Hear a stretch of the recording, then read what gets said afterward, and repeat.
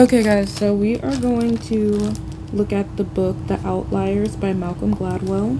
And this book's been out for a while, but yeah, let's go.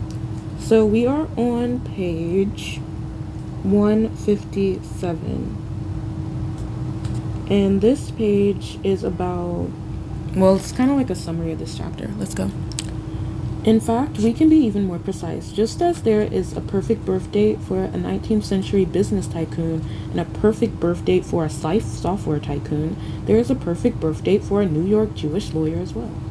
It's 1930, because that would give the lawyer the benefit of a blessedly small generation.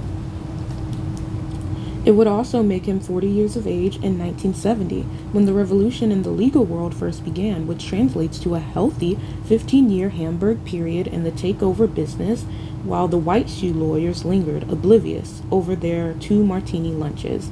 If you want to be a great New York lawyer, it is an advantage to be an outsider, and it is an advantage to have parents who did meaningful work.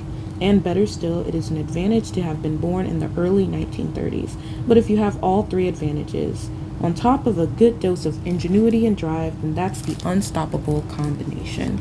So again, he's just pointing out how there's certain things that occur, for example, in the 1930s, that create someone to be what we think is a success, right? Like you make a lot of money, you're a great lawyer. And so I also want to add this one. Friedman's mother, Ted Friedman, was a prominent litigator in the 1970s and 1980s, and he remembers going to concerts with his mother at Carnegie Hall. Mary had a quarter. There was a Mary who was a ticket taker, and if you gave Mary a quarter, she would let you stand in the second balcony without a ticket. Carnegie Hall didn't know about it. It was just between you and Mary. It was a bit of a journey, but we would go back once or twice a month. The conventional explanation for Jewish success, of course, is that Jews came from a literate intellectual culture. They are famously called, quote, the people of the book, unquote. There is surely something to that. It wasn't just the children of rabbis who went to law school, it was the children of garment workers. And their critical advantage in climbing the professional ladder wasn't the intellectual rigor you get from studying the Talmud. It was the impractical intelligence and savvy you get from watching your father sell aprons on Hester Street. So, they would go to concerts at Carnegie Hall, I would say for cheap. Friedman's mother was a Russian immigrant. She barely spoke English, but she had gone to work as a seamstress at the age of 15 and had become a prominent garment union organizer. What you learn in that world is that through your own powers of persuasion and initiative, you can take your kids to Carnegie Hall, even though they were poor and living in the farthest corners of the Bronx.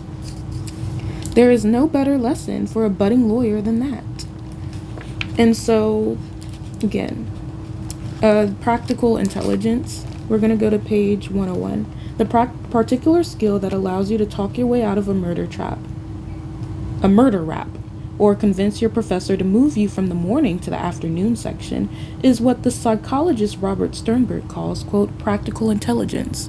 I'd say we've seen this before, like in TV shows where you have that really smart person who can just like convince someone and won't take no for an answer. To Sternberg, practical intelligence includes things like knowing what to say to whom, knowing how and when to say it, and knowing, the maximum effect of how to say it. It is procedural. It is about knowing how to do something without necessarily knowing why you know it or being able to explain it. It's the practical in nature. It's not knowledge for its own sake. It's knowledge that helps you read situations correctly and get you what you want. And critically, it is a kind of intelligence separate from the sort of analytical ability measured by IQ. So where does that practical intelligence come from? Well, perhaps the best explanation we have comes from the sociologist Annette Lareau. We're on page 102, who a few years ago conducted a fascinating study on a group of third graders. She picked both blacks and whites and children from both wealthy homes and poor homes, zeroing in ultimately on 12 families. Lareau and her team visited each family at least 20 times for 4 hours at a stretch. She and her assistants told their subjects to treat them like the family dog. They followed them to church and to soccer games and to doctor's appointments with a tape recorder in one hand and a notebook in the other. So, The wealthier parents were involved in their children's free time, shuttling them from one activity to the next, quizzing them about their teachers and coaches and teammates. One of the well off children Leroux followed played on a baseball team, two soccer teams, a swim team, and a basketball team in the summer, as well as playing in an orchestra and taking piano lessons. That kind of intensive scheduling was almost entirely absent from the lives of the poor children. Play for them wasn't soccer practice twice a week, it was making up games outside of with their siblings and other kids in the neighborhood. We know about that, right? What a child did was considered by his or her parents as something separate from the adult world and not particularly consequential. One girl from a working class family, Katie Brindle, sang in a choir after school, but she signed up for it herself and walked to choir practice on her own. Leroux writes, "What Miss Brindle doesn't do that is routine for middle class mothers is view her daughter's interest in singing as a signal to look for other ways to help her develop that interest into a formal talent." Similarly, Miss Brindle does not discuss Katie's interest in drama or express regret that she cannot afford to cultivate her daughter's talent. Instead, she frames Katie's skills as interests and as character traits. Singing and acting are part of what makes Katie Katie. She sees her daughter puts on as cute and as a way for Katie to get attention. The middle class parents talked things through with their children, reasoning with them. They didn't just issue commands, they expected their children to talk back to them, to negotiate, to question adults in positions of authority. And I've definitely heard that be said amongst rich people. They love arguing with authority, you know.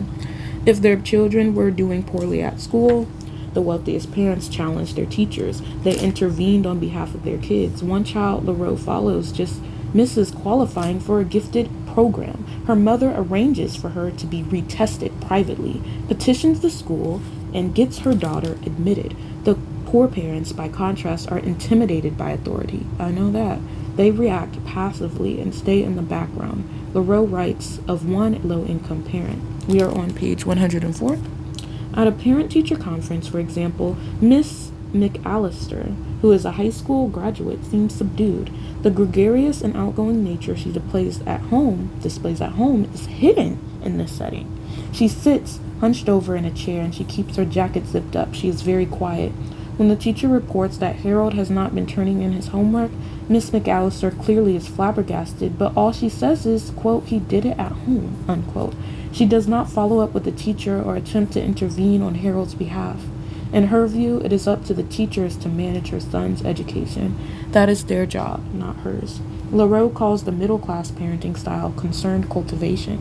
It is an attempt to actively, quote, "foster and assess a child's talents, opinions, and skills," unquote. Poor parents tend to follow, by contrast, a strategy of, quote, "accomplishment of natural growth," unquote. They see their responsibility to care for their children.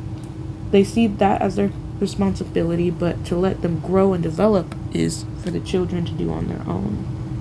Leroux does stress that one style isn't morally better than the other.